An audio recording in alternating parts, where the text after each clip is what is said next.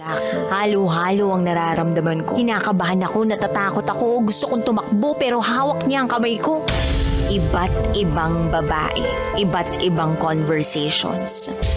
Rocky's Secret Files. Your story they never knew existed. Tinuruan niya ako kung paano maging isang mahusay na kabit. Yung puso ko parang sinasaksak sa sobrang sakit. Rocky's Secret Files. Secret Files. With Titan Jello. Rocky's Secret Files. Secret Files. Secret Files.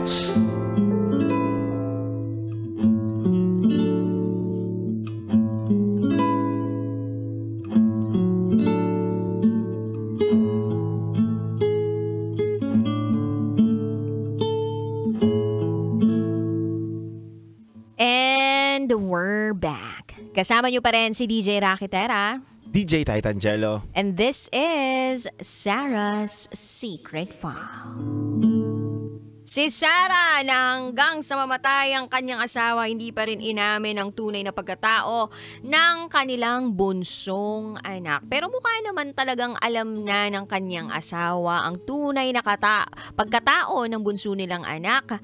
And siguro yung hindi niya pa talaga naamin sa asawa niya ay yung pagmamahal na meron siya doon sa lalaking ama nung bunso nila na si Byron. So, malaya na daw siya pero pakiramdam niya nasasaktan pa rin siya at naguguluhan siya sa sitwasyon niya dahil yung taong gusto niyang makasama ay hindi niya makasama dahil pamilyadong tao. So pakinggan na natin yung mga kabisyo nating nag-share ng kanilang mga thoughts, comments, suggestions, and violent reactions. Ito po ang sabi ni Rico Ignacio. Hi DJ Rakitera and DJ Titan Jello. Ang masasabi ko lang sa ating sender ay ibaon niya na sa limot ang pagmamahal niya para kay Byron. Mag-move on na lang siya gaya ng pag-move on niya sa pagkawala ng kanyang asawa. Focus na lang sa kanyang mga anak dahil pamilyadong tao na itong si Byron. Hindi ba siya dapat mag-heal muna o mag-take ng time para mag-heal? Yun lamang po. Maraming salamat. Actually, yung iba talaga sobrang bilis mag-jump into one situation to the other, no? Ito naman ang sabi ng ating kabisya na si Raymond Aligan.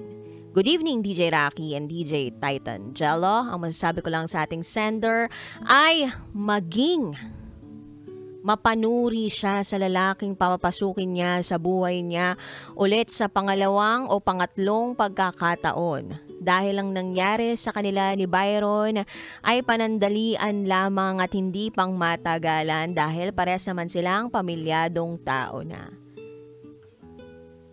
Yun po. Salamat.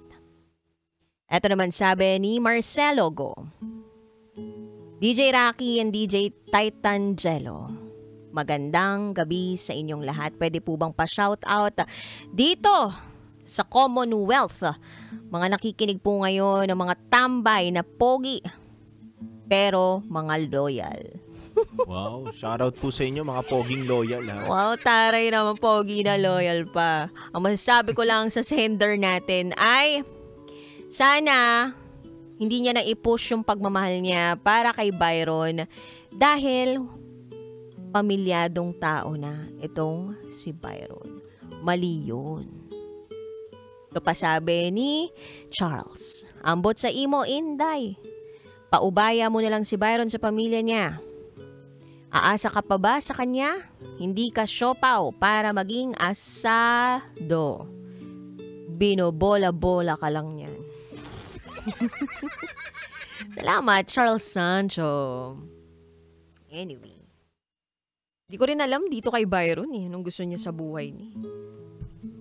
Tagal na kasi nila nang magkakilala din. Minsan talaga hahanap ka dun sa mga nasa friend list mo. Sino kaya dito yung pwedeng victim ko? Nako, bakit naman gano'n ang mga gawain natin? Nakakalungkot lang na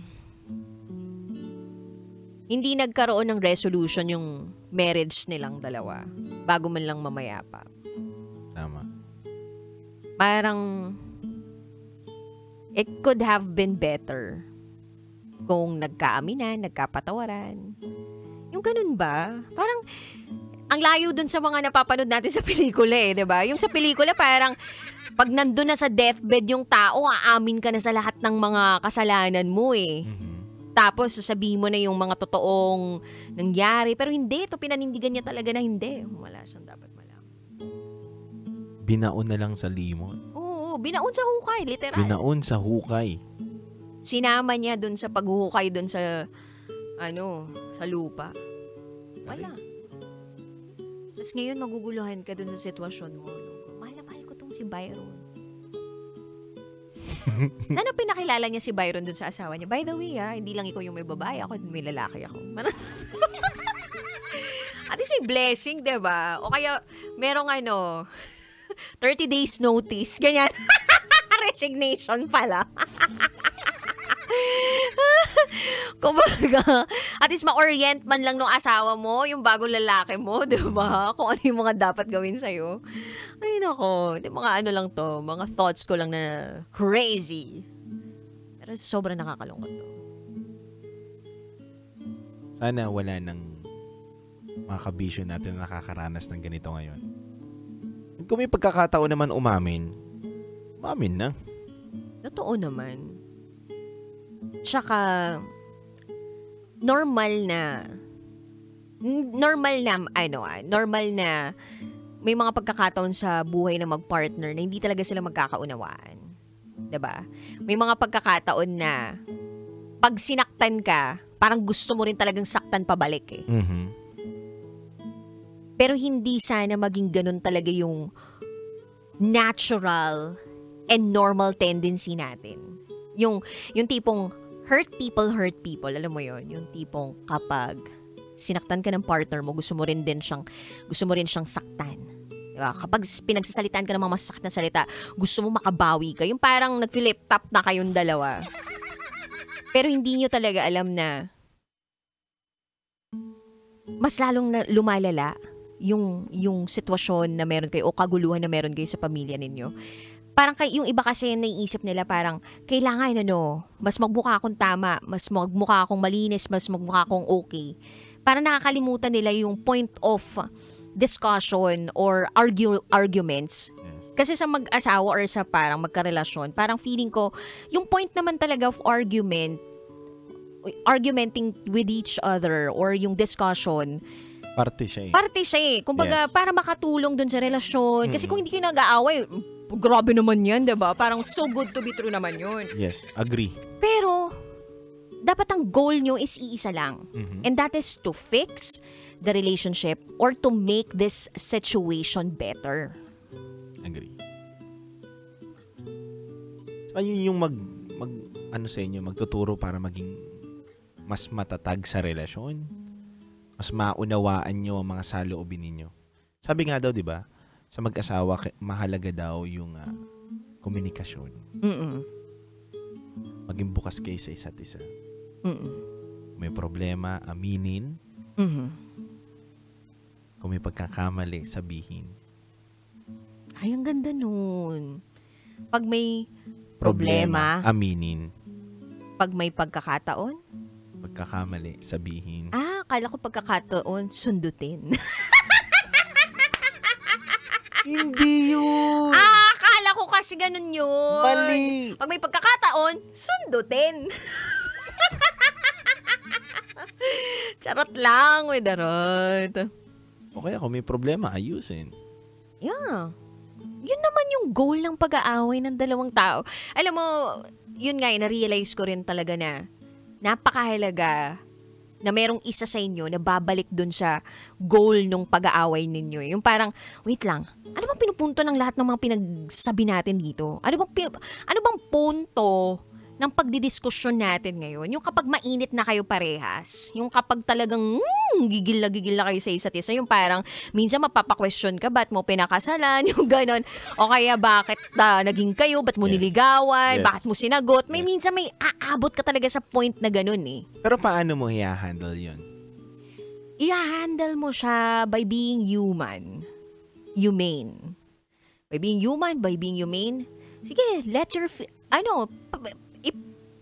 pakiramdaman mo lahat ng nararamdaman mong emosyon. Lahat naman yun valid eh. Yes. Pero when you speak to your partner, you should speak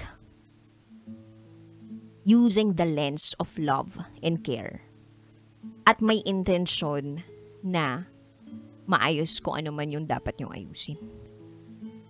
Kasi Ganda. normally yung lente natin kapag nandun na tayo sa sitwasyon na parang sasabog na tayo, gamit natin yung parang black lens. Yes. Black lens na alam mong firing up ganyan. May lente. Ikaw? Ako siguro, hindi ako sumasagot pag galit eh. Galit yung isa. Doon ako sa punto na sinasabi ko sa kanya, ayusin na lang natin. Tari, gentle giant ka sa part mo na yun. Oo naman, syempre sa mga pinagdaanan ko dati, inayos natin. Ang dami ko ng napagdaanan sa nakaraan. So, na-realize ko na, ang pagmamahal pala, normal na nag-aaway. Pero hindi normal kung walang gustong magpakumbaba sa away. Kung parehas kayo laging away lang ng away. Pag alpha parehas. Wala. Hindi mag-work. Dapat alam mo sa sarili mo kung paano ka mag-adjust. Yeah. Either tama ka o mali ka. Kahit alam mo sa sarili mo na tama ka, kung mahal mo yung isang tao at siya pa yung mas mataas sa'yo, sa punto na yon, ikaw na magpakumbaba. Wala rin naman mawala kahit patunayan mo na tama ka eh. Sa taong mahal mo eh. Wala rin naman mawala kung ikaw magpapakumbaba sa taong mahal mo. Ego nga lang. Yun kasi laging nakikita eh. Pride, ganyan. Ego. Kaya ako naniniwala ako na kapag ang tao ay nandun sa sitwasyon ng pag-aaway nila ng partner nila at sinabi mo after ng sigawan ninyo na I love you, mahal pa rin kita. Mahal ka nun. Mahal ka nun talaga. Yung hindi ka nakarinig ng galit na binalikan niya. I love you lang. Mahal ka nun. Grabe naman. Oh, pero parang di naman sila nagmamahalan nitong kung silang dalawa wala. Wala, no? Kumbaga parang sarado sila sa isa't isa. Sana na lang, inamin na lang nga nila sa isa't isa yung talagang tunay nilang nararamdaman. May mas malalim sigurong dahilan kung ba't hindi nila inamin. Kung ba't hindi inamin. Yun na nga. Pinangatawanan eh. Diba? Tapos yung sa babae, ganun, yung dun sa lalaki. Pinangatawanan din yung babae. Yung ganun. So, ewan ko. Anyway, kabisyo, hindi na namin problema to. Gusto mag-share ng secrets? Raketera@gmail.com. Diyan nyo lamang po i-send yan. At kami po yung magbabalik para sa programang Top Secrets. Kasama pa rin si DJ Raketera. DJ Titangelo. At kayo yung nakatutok sa 90.7 Love Radio. Kailangan pa bang i-memorize yan? Basic. This is Sarah's Secret File. Metro's #1